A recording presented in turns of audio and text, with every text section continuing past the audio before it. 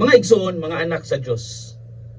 Usa sa akong nindot nga kasinatian isip usa ka bata, mao ang mga higayon nga mga ligo ni sa sapa uban ang akong mga igagaw. Simple pa lamang kaayo ang kinabuhi ni adtong mga panahona o ang among kalipay mao ang maghimo og bula-bola nga balas. Magkubkob kami o gamay nga bangag kung diin among paligiron ang duha ka bula nga gikan sa nagkadaiyang direksyon padung magbangga. Ang bula nga maliki o mabungkag mo'y pilde. Apan naipamaagi paghimo og gahi o dili dayon mabungkag nga bola gikan sa balas nga naay sikreto na siya. Ang sikreto sa makapadaog nga bola mao ang paghulma og bolang dili dayon iapil sa away. Tipigan una kini sa balas nga uga aron inig kaugma sakto na ang kagahi niani nga murag simento para sa contest. Mao nay sikreto. Sa ebanghelyo karon naghisgot si Jesus sa matang sa tao duha ka buok. Usa nagtukod sa balay sa ibabaw sa bato ug ang usa nagtukod sa ibabaw sa balas. Ang balay nga gibase sa bato makalahutay sa unos. Ang balay nga gibase o nakapundasyon sa balas matumpag. Pero sa may buti pasabot ni Jesus niini. Unang punto, ang pagka-Kristiyanos dili lang pagtawag sa Ginoo nga atong amahan kundi pagtuman usab sa iyang kabubuton. Unsa man di ay ang kabubuton sa Ginoo? Unsa man ang kabubuton sa Ginoo sa akong kinabuhi? Mao gyud ni ang atong mga pangutana diya sa atong panaw sa pagka-Kristiyanos. Daghang tao ang musimba, mo-share sa mga Bible quotes sa social media ug motawag sa ngalan sa Ginoo. Apan kung walay buhat nga muhaom sa atong pagtuo, dili kini tinuod nga pagtuo. Ang pagtuo kinahanglan ipakita sa atong kinabuhi, sa atong pagka matinud-anon, sa atong pagka mapinasayloon ug sa atong pag-alagad sa uban. Ang pagkatao nato ingon nga mga Kristiyano sama sa giingon ni Saint Francis of Assisi. It is no use walking anywhere to preach unless our walking is our preaching. Walay kapuslanan ang pagwali kung ang atong kinabuhi mismo dili mao ang atong wali. Our walking is our preaching. Busa, dili igo nga moingon lang ta nga anak ta sa Dios.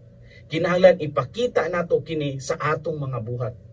Ang tinuod nga Kristiyano nagapaningkamot sa matag adlaw nga mahimong buhi nga ehemplo sa kabubuton sa Ginoo sa iyang pamilya, sa iyang trabaho o sa komunidad. Ang pagka-Kristyanos dili lang pagtawag sa Ginoo nga atong amahan, kundi pagtuman usab sa iyang kabubuton. Ikaduhang punto, makahimo lamang og lig-ong pundasyon ang kinabuhing Kristyanos kung kini nagsubay sa pulong sa Dios. Si Jesus mismo ang nagkanayon, everyone who hears these words of mine and puts them into practice is like a wise man who built his house on the rock. Ang tanan nga nagpatalingog sa akong mga pulong ug nagabuhat niini sama sa usa ka maalamon nga tawo nga nagtukod sa iyang balay sa ibabaw sa bato.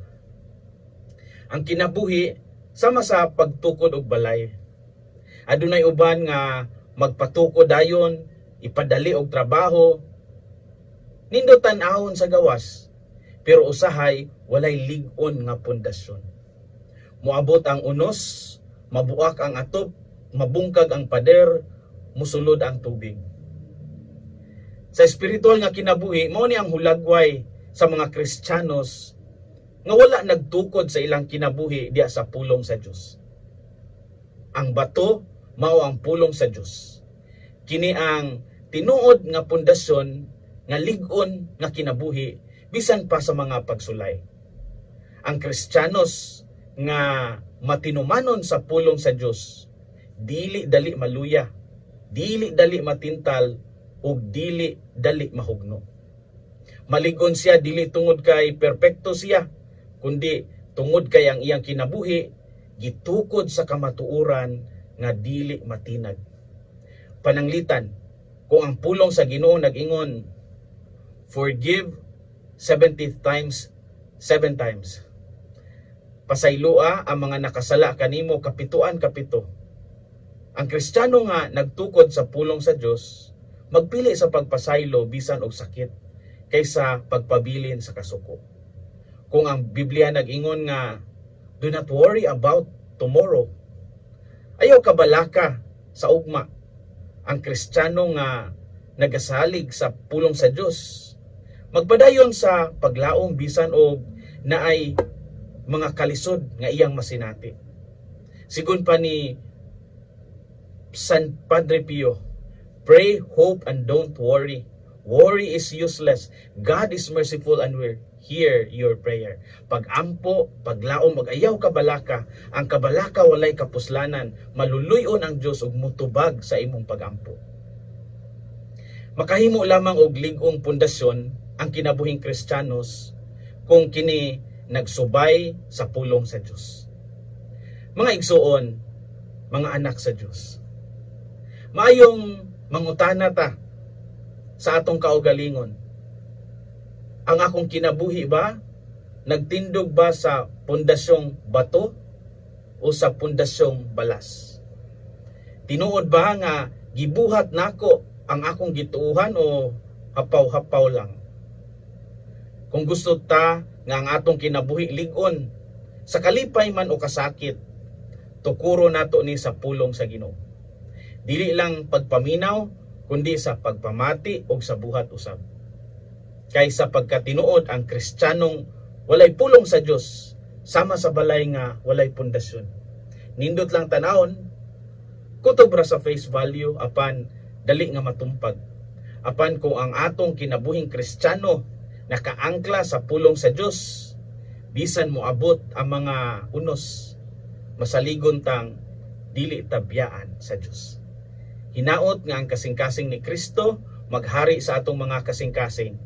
Kini si Father Felmar Castrodes, VLSVD, ang inyong magsisibya sa maayong balita.